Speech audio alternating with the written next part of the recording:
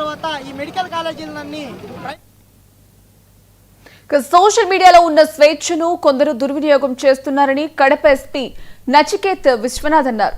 సంస్కారంగా మాట్లాడకుండా కుటుంబ సభ్యులను కించపరిచేలా అవమానపరిచేలా మాట్లాడుతున్నారని మండిపడ్డారు. సోషల్ మీడియాలో దూషిస్తూ కించపరిచేలా పోస్టులు పెడితే కఠిన చర్యలు తీసుకుంటామని ఎస్పీ హెచ్చరించారు.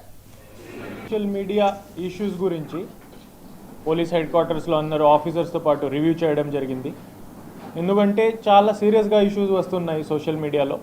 పర్టిక్యులర్లీ ఈ లేడీస్, విమెన్ అందరూ మదర్స్, సిస్టర్స్, డాటర్స్ మీద అసభ్య భాషల్లో మాట్లాడడం చాలా ఎక్కువైంది. మీకు అందరికీ ఐడియా ఉంది, చాలా సీరియస్ ఇష్యూ ఉంది. It is a criminal act, దీంట్లో ఎటువంటి డౌట్ లేదు. సోషల్ మీడియాలో ఫ్రీడమ్ ఉంది మాట్లాడడానికి, కానీ సభ్య భాషలో ఏదైనా లాజికల్ ఆర్గ్యుమెంట్తో ఏదైనా పాలసీ డిసిజన్ మీద ఆర్ జనరల్ అబ్యూజివ్ లాంగ్వేజ్ కాకుండా మాట్లాడడానికి ఉంది. మీకు లీగల్ పొజిషన్ కూడా మీరు అందరూ ఎక్స్పీరియన్స్ ఐడియా ఉంటుంది. సో మీ ద్వారా ఒక అప్పీల్ చేయడానికి ఇంటరాక్షన్ అరేంజ్ చేశాము. మీరు కడపలో చూస్తే ప్రస్తుతానికి ఈ రివ్యూలో బయటికి వచ్చింది 164 సచ్ అబ్యూసెస్ కేసెస్ ఇప్పటి వరకు రిజిస్టర్ అయినాయి. 70+ అక్యూజ్డ్కి అరెస్ట్ చేయడం జరిగింది దీంట్లో. So it's very very serious issue.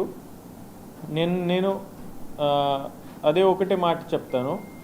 మీరు పర్సనలీ ఇప్పుడు కలిస్తే బయట ఇంటరాక్షన్ చేస్తే, సపోజ్ మీరు రెస్టారెంట్లో ఉన్నారు, దారి మీద ఉన్నారు, ఇద్దరి మధ్యలో సమ్ ఇష్యూస్ గురించి మాట్లాడతాం. సోషల్ మీడియాలో అట్లాంటి లాంగ్వేజ్ వాడతారు, అట్లా మీరు పర్సనలీ వాడతారా? ఎవరు కూడా జనాలు వాడట్లేదు. అది చేస్తే ఏమవుతుంది, ఖచ్చితంగా అక్కడ ఫిజికల్ ఆల్టర్కేషన్ అంతా ఇష్యూస్ అవుతాయి.